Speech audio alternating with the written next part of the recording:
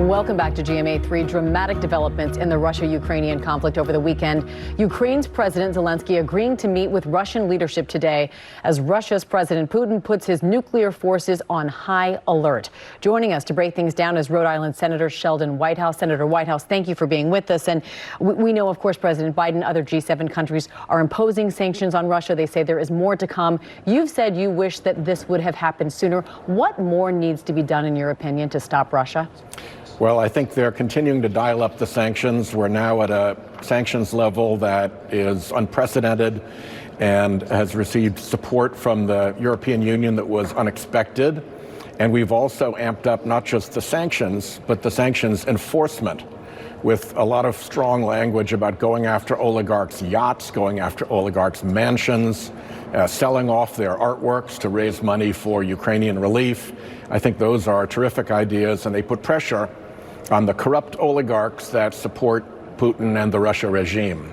And among some of those enforcements, we know the White House announced on Saturday it is going to joining Western allies, taking Russian banks out of the SWIFT program. Tell us what that is and what the impact will likely be. That's the program that allows Russian banks to communicate with the financial system and exchange funds with the financial system of the world so that you don't have to show up at a bank in Russia with a bag of rubles in order to make a deposit or to make a withdrawal. When you limit that ability, you really isolate them from the world system, and it puts enormous pressure on both Russia and the businesses of Russia that use the banking system.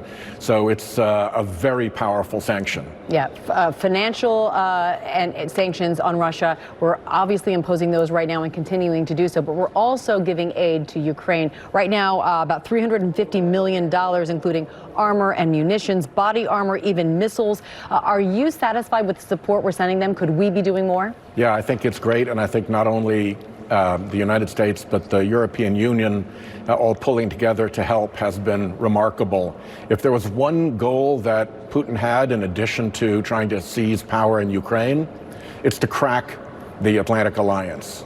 And what he's seen is the exact opposite. The Atlantic Alliance is now stronger than ever, and countries that he never expected to sanction him or to provide military supplies to Ukraine are energetically doing that. It's been a real turnabout for Vladimir Putin.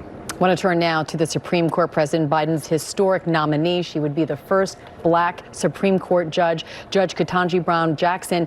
What do you expect or anticipate in terms of confirmation hearings? Do you think things will go smoothly? I expect things will go fairly smoothly. I think we're going to be putting less time pressure on the Senate than the Republicans did for Judge Barrett. I do think that we'll try to get this done, as the chairman has said, in early April, which I think gives everybody plenty of time, particularly considering the fact that she's been confirmed twice by the Senate, including quite recently, and with Republican Senate support, in addition to support from Republican judges who she has interned and clerked for, like Rhode Island's own Judge Bruce Selya, who gives her very, very high marks. And finally, Senator, we're going to be hearing from President Biden, his State of the Union address tomorrow evening. His approval rating right now hovering around 40%. What do you think we're going to hear from him tomorrow in terms of leadership and, of course, dealing with this worldwide crisis, the pandemic? A lot at stake here for him. What are you anticipating tomorrow? Well, I think first a salute to the guts and grit of the Ukrainian people, from the president to the mayors, to the military, right down to ordinary Ukrainian citizens. They've been an inspiration to the world. And then also continued support and the strength of the Atlantic Alliance that showed itself through all this, and American leadership in making sure that that Atlantic Alliance held. I think we'll see good reports on the fundamentals of the economy, with continued efforts to make sure that corporate profiteering and supply chain problems don't drive inflation further. And then I think there'll be some other interesting topics. I think he'll focus more on climate change, and I think he'll focus more on dark money and the corruption that is infiltrating our political system. These are certainly busy times. Senator Sheldon Whitehouse, we thank you for your time today. We appreciate it. My pleasure.